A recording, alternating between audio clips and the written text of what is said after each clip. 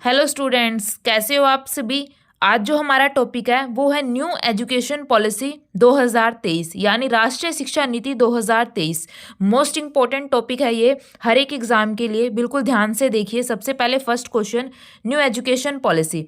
भारत सरकार द्वारा 29 जुलाई 2020 को यह शिक्षा नीति घोषित की गई थी। ये डेट बिल्कुल ध्यान में रखनी है। शिक्षा नीति कब घोषित की गई थी? 29 जुलाई 2020 को। सन 1986 के बाद भारत सरकार ने इस नीति में पहला परिवर्तन किया था। कब? 29 जुलाई 2020 को। ये डेट याद रखनी है कि जो न्यू एजुकेशन पॉलिसी है वो कब घोषित की थी भारत सरकार ने? 29 जुलाई 2020 को। अब देखिए, अब हमारे पास क्वेश्चन आखिर ये न्यू एजुकेशन पॉलिसी किसने बनाई, किसकी रिपोर्ट पर थी? तो देखिए, यह नीति अंतरिक्ष वैज्ञानिक के कस्तूरी रंगन की अध्यक्षता वाली समिति की रिपोर्ट पर आधारित है। एक हमारे पास वैज्ञानिक थे के कस्तूरी रंगन, उन्होंने एक रिपोर्ट पेश की जिस रिपोर्ट के आधार पर राष्ट्रीय शिक्षा नीति, जो पिछले वाली राष्ट्रीय शिक्षा नीति थी, उसके अंदर परिवर्तन किया गया और हमारे पास न्यू एजुकेशन पॉलिसी तैयार की गई। इस वैज्ञानिक का नाम आपको बिल्कुल ध्यान में रखना है, के कस्तूरी रंगन। वन लाइनर क्वेश्चन है, बिल्कुल ध्यान रखिए, के कस्तूरी रंगन। ठीक है। नेक्स्ट क्वेश्चन हमारे पास क्या बन सकता है राष्ट्रीय शिक्षा नीति से? राष्ट्रीय शिक्षा नीति कब चेंज की गई? राष्ट्रीय शिक्षा नीति वर्ष 1968 एवं वर्ष 1986 के बाद भारत सरकार की तीसरी शिक्षा नीति है। इससे पहले भारत सरकार ने 2 बार एजुकेशन पॉलिसी को लेके आई है और जो अब हमारे पास 2020 की जो एजुकेशन पॉलिसी है, ये तीसरी राष्ट्रीय शिक्षा नीति है। आपको सन बिल्कुल याद रहना चाहिए, 1968 और 1996। ठीक है। अगला क्वेश्चन हमारे पास क्या होता है? यह शिक्षा नीति में वर्तमान में सक्रिय 10+2 के मॉडल के स्थान पर शैक्षिक पाठ्यक्रम को 5+3+3+4 शिक्षा प्रणाली के आधार पर विभाजित करने की बात कही गई है। वर्तमान में हमारे पास कौन सा मॉडल है? 10+2, 10 साल पहली से 10वीं तक और 2 साल +1+2 के। लेकिन अब क्या बोला हुआ है, क्या होना चाहिए मॉडल? 5+3+3+4। जो शुरुआती 3 साल है, जो 5 है, 5 में 2 तो क्लास फर्स्ट और क्लास सेकंड, जो शुरुआती बच्चे के 3 साल है वो आंगनवाड़ी के अंदर होनी चाहिए, जैसे प्ले स्कूल्स होते हैं। ठीक है। तो बच्चे का बिल्कुल बचपन से उसका ध्यान रखना है कि बच्चे का अच्छे से विकास हो सके, क्योंकि जो वही स्टेज होती है वो हमारे पास बहुत ज़्यादा इंपॉर्टेंट होती है। इसीलिए उन्होंने 3 साल आंगनवाड़ी के भी इन्होंने ऐड किए हैं। तो हमारे पास क्या अब मॉडल है? 5+3+3+4।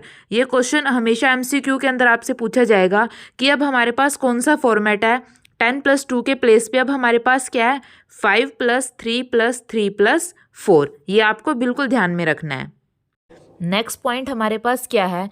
न्यू एजुकेशन पॉलिसी में कक्षा 5 तक शिक्षा को मातृभाषा यानी स्थानीय भाषा में अध्यापन के माध्यम के रूप में अपनाने पर बल दिया गया है। यानी कक्षा 5 तक हमें बच्चे को प्रोत्साहित करना है कि वो अपनी मातृभाषा का इस्तेमाल कर सकता है, या जो उसकी स्थानीय भाषा है। हमें उसको किसी भी चीज़ के लिए फोर्स नहीं करना है या कि मतलब वो इंग्लिश में बोले या फिर वो हिंदी में बोले। वो अपनी मातृभाषा का बिल्कुल स्वतंत्रता पूर्वक उपयोग कर सकता है, ताकि जो अध्यापक है और जो स्टूडेंट है उसके बीच में एक अच्छा रिलेशन बने, अध्यापक बच्चे की बात को समझ सके और जो बच्चा अपनी मातृभाषा में अपनी बात को अभिव्यक्त कर सके। इसीलिए हमें कक्षा 5 तक जो मातृभाषा है बच्चे की, स्थानीय भाषा है, उसको प्रोत्साहित करना है स्कूल्स के अंदर, ताकि बच्चे का पूरे तरीके से विकास हो सके।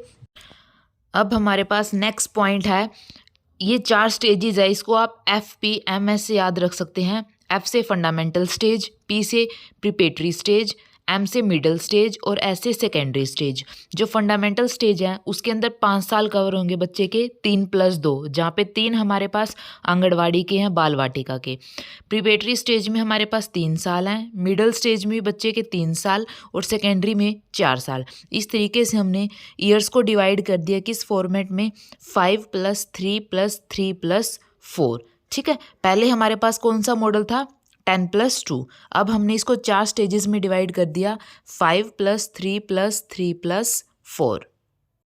इस फॉर्मेट को लाने का सिर्फ एक ही मोटिव है, ताकि बच्चे की शुरुआती बचपन से ही उसके ऊपर ध्यान दिया जाए, ताकि बच्चे का विकास हो सके।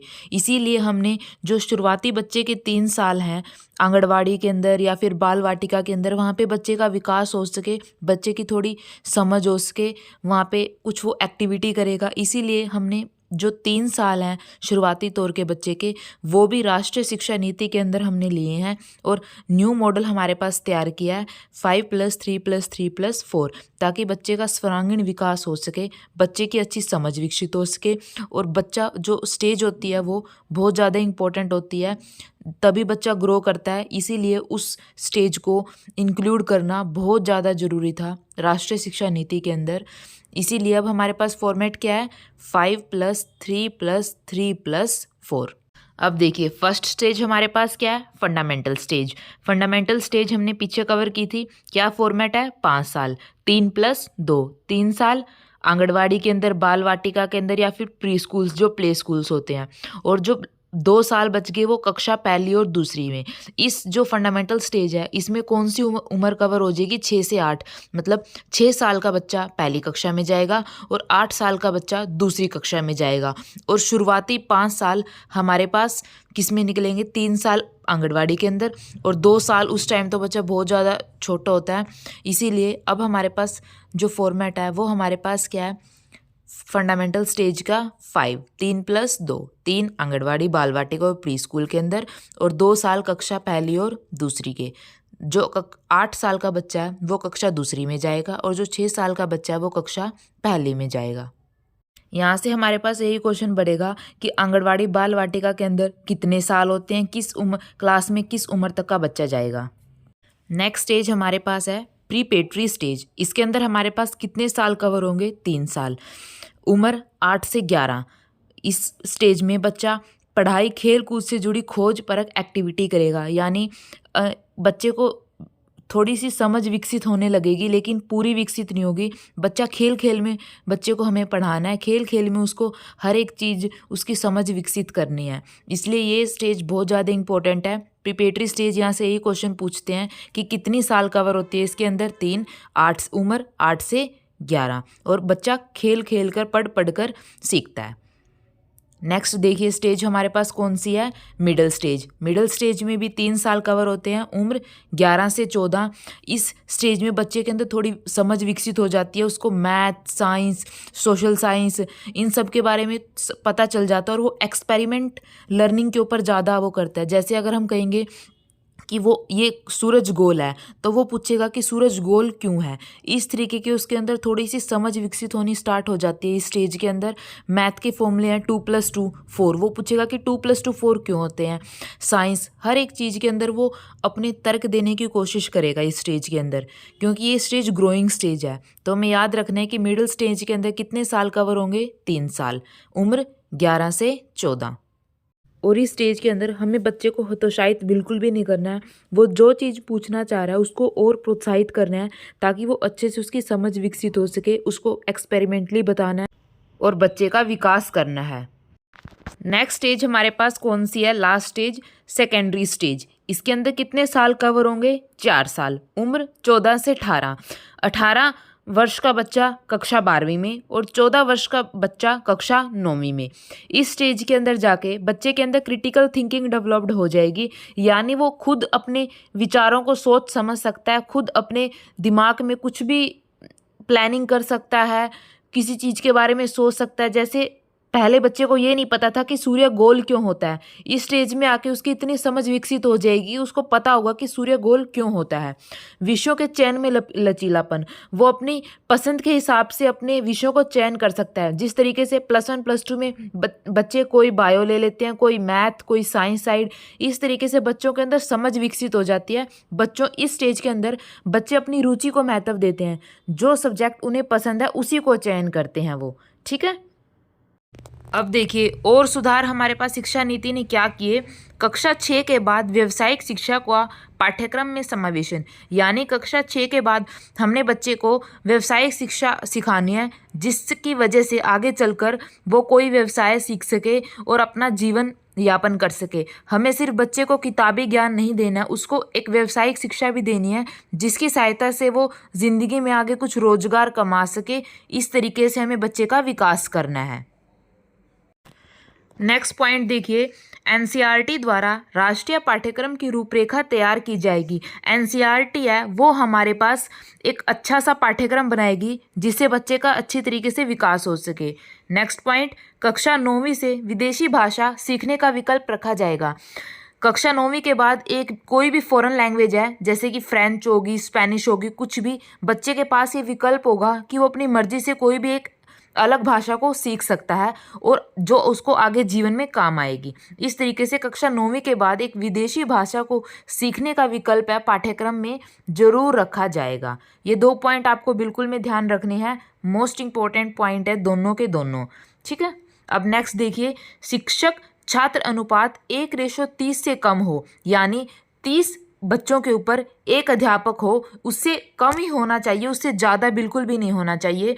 नेक्स्ट पॉइंट, 10वीं और 12वीं के लिए बोर्ड परीक्षा में बदलाव कर वर्ष में 2 बार सेमेस्टर प्रणाली पर परीक्षा, यानी बच्चे का 2 बार आंकलन करना है कि बच्चे कितनी प्रोग्रेस कर सका। बच्चे को हतोत्साहित बिल्कुल भी नहीं करना है। एक जैसे पहले हमारे पास होता था पूरे साल के लास्ट में एक बोर्ड का एग्ज़ाम होता था, लेकिन अब हमने उसको 2 पार्ट में डिवाइड कर दिया है कि बच्चे का सेमेस्टर के हिसाब से 2 बार परीक्षाएं होंगी ताकि बच्चे की और अच्छी प्रोग्रेस हो सके, ठीक है। ये पॉइंट दोनों मोस्ट इंपॉर्टेंट है और जो शिक्षक छात्र अनुपात है ये आपको याद रखना है, 1:30 से कम ही होना चाहिए, इससे ज़्यादा बिल्कुल भी नहीं हो सकता। ये क्वेश्चन मोस्टली एमसीक्यू के फॉर्म में आपसे पूछा जा सकता है कि शिक्षक छात्र अनुपात हमारे पास क्या होता है। नेक्स्ट देखिए, शिक्षक भर्ती हेतु 4 वर्षीय एकीकृत बीएड अनिवार्य है। अब 4 साल से कम बीएड में बच्चा काम नहीं चलेगा, हमें 4 साल की बीएड करनी होगी, इसलिए ताकि बच्चे टीचर भी, ताकि शिक्षक हो, ये नहीं है कि हम किसी को भी टीचर बना दे। टीचर जब अच्छा होगा जब भी बच्चे भी अच्छे होंगे और उनका जो समझ है वो अच्छे से विकसित हो सकेगी। इसलिए अब 4 साल से कम बीएड वालों को राष्ट्रीय शिक्षा नीति ने अमान्य घोषित कर दिया है। इसी के साथ स्टूडेंट्स आपकी राष्ट्रीय शिक्षा नीति कंप्लीट होती है। अगर आपको वीडियो अच्छी लगी तो प्लीज़ इसको लाइक कीजिए और चैनल को सब्सक्राइब कीजिए। नेक्स्ट हमारे पास टॉपिक होगा राष्ट्रीय शिक्षा नीति के MCQs। Thank you.